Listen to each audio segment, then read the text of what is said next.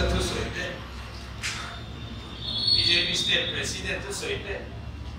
We take the noise of don't hear la. Nimina Nimimpia party president the press conference to win.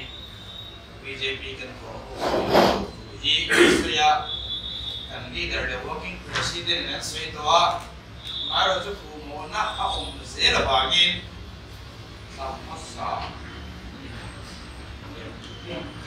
Samasa Khan Party High Command Executive Committee to here and there. That's when BJP can talk to Chia, the King can tell a press statement and the resolution executive in Canada. I took home to the party. Executive committee will not talk to approve I can switch and get it. Congress party in BJP can talk with all of the Asia. To be teaching Nata Suan, Simias, chief spokesperson, who are not Sabbath, the PM and Sakina Kurin in China, money, the statement and the local Shivagana.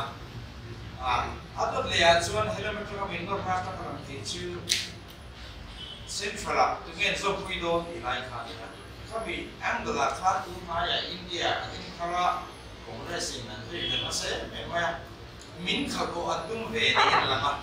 Any to Parliament, Duma, and some to say, and some no, low to the Roman Swaya, to India, so the Lam, and some in the notion of a second one.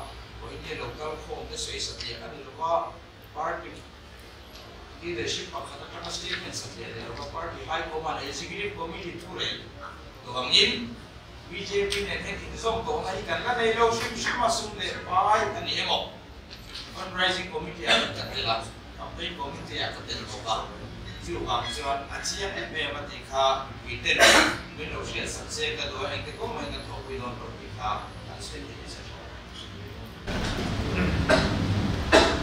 ZPM General Headquarters Executive in August Somni Panga Sami Somni Patunga Resolution and Siama Chuchu Press Please on Tatima here Zono and Chia Chokane ZPM General Headquarters Executive Meeting August Somni Panga Sami Somni Patuma Republic Fair Mola Chuan Lungua Takin Hediang Resolution Siam Pakatna Kusani Somni Patum Mizoram Legislative Assembly in Anlo Tura BJP kan Kopudon Luti kan Puange Manila Patian dari Puisa Sorkar kan Laut Sangbe Te Ali Chuan Sorkar in Zofa Te Himna Le Ikum Kana Turatana Nasazokin Ma Ala Patumna ZPM General Headquarters Troy to Tram Ding Lai Okakachu Sekilo Maya Eta kan resolution hi BJP kan Kopudon Lu Ikha Alia